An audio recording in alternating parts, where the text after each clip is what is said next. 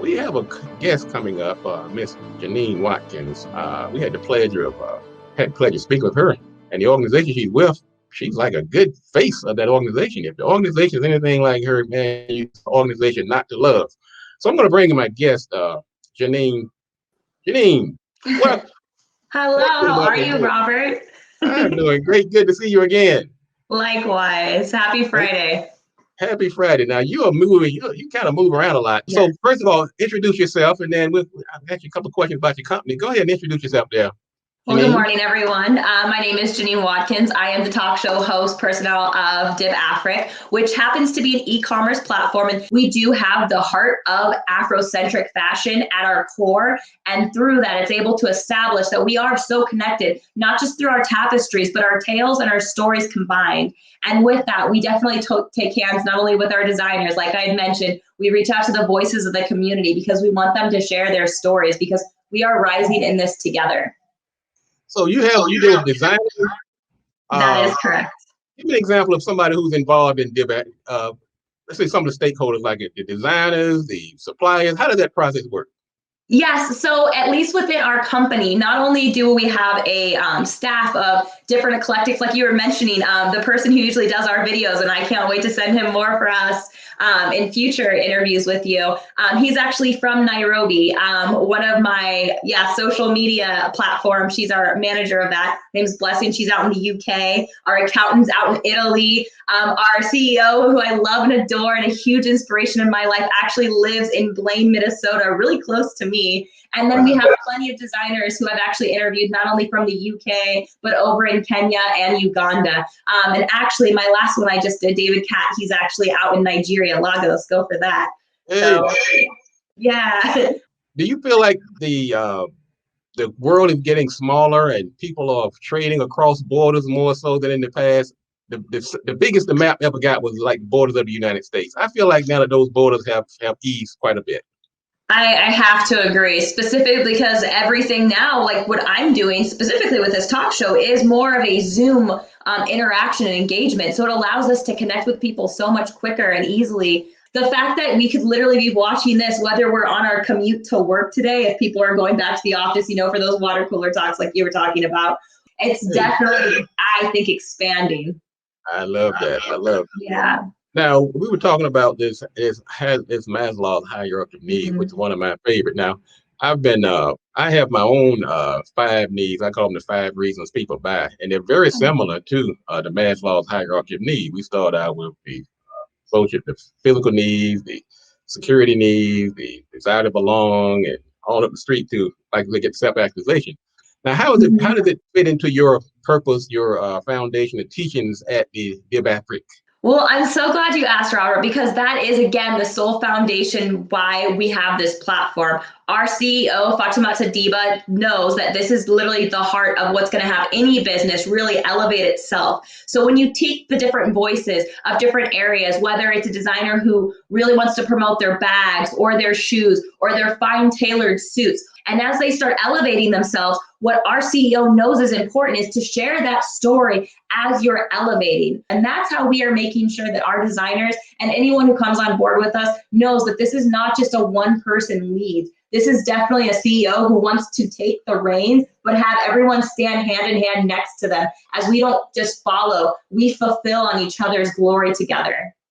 Oh my goodness, I really love that. Because one of my foundational planks of my marketing platform has always been stakeholder relationships. You cannot do this alone. You have to build your army of stakeholders. My goal is to make you successful so you can bring other people along. Don't just build businesses for business sake. That's just the beginning of it. We build these businesses, now we can go out and hire people, we can put people to work, we can build these relationships, we can have vendors, we can create supply lines, build this economic foundation. And that's really another reason why you're here today, because I saw an alignment of our values, we have some very common core values, and I really appreciate that. Now, if somebody goes to get involved in DibAfric, what do they expect to see when they go to your platform? What's that process like?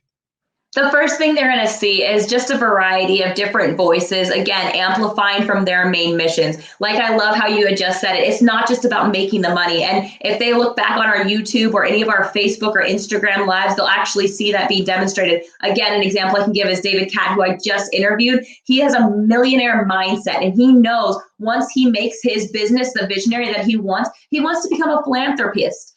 Outside of just being philanthropist, we have an advocate who's for endometriosis.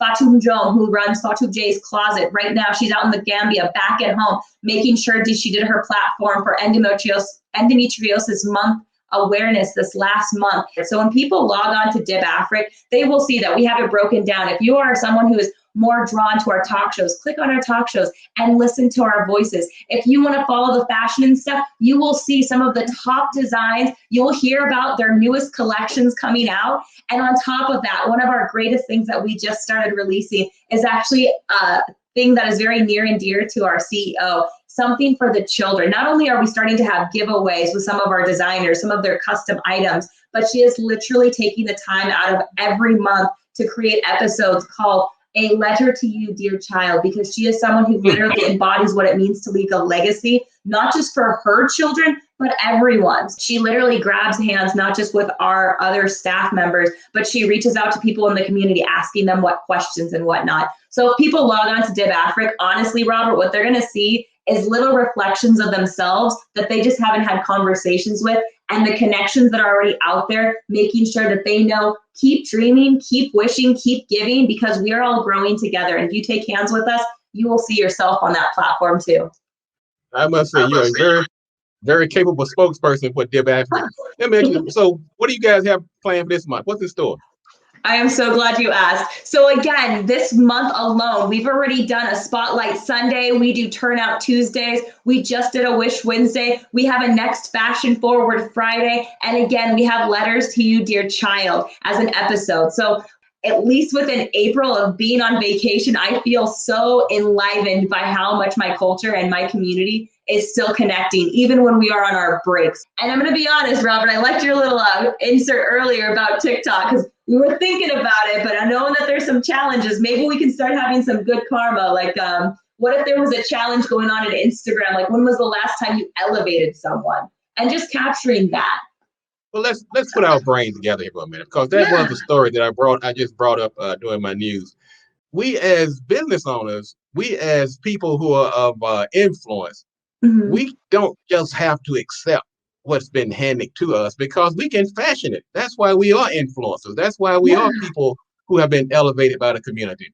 So I gave the example of the young man who was on life support. He accepted some challenge, but we have to start putting some positive challenges out here to redirect that energy into building businesses and positive platforms, setting up role models, eliminating violence, minimizing teen pregnancy.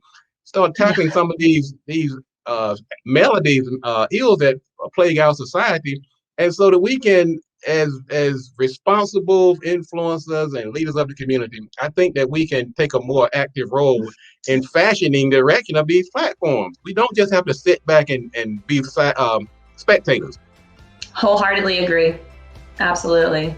Let's tackle some of these ills in society and join forces with people who have similar goals and ambitions. And that's why I'm glad that the Marketing Pulpit is happy to join forces with DibAfric on this Friday on the Marketing Pulpit TV show. And I'm glad to have you, Janine, to join me. Thank you again for joining me, and looking forward to speaking to you again in the future. My pleasure. And it was absolutely amazing. Thank you very much.